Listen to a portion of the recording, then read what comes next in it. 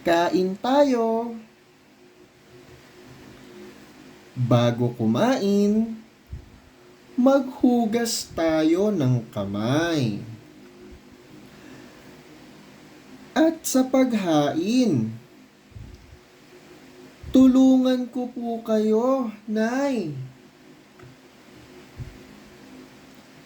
Magpasalamat sa pagkain at matutong magbigay. Paumanhin po ang sabihin kung sakaling mapadighay.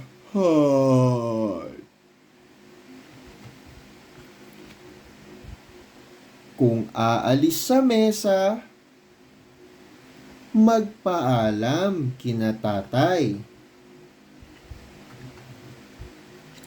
Sa bawat subo at nguya, huwag masyadong maingay.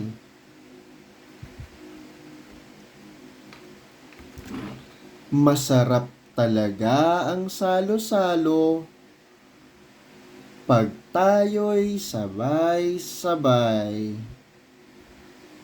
Kain tayo.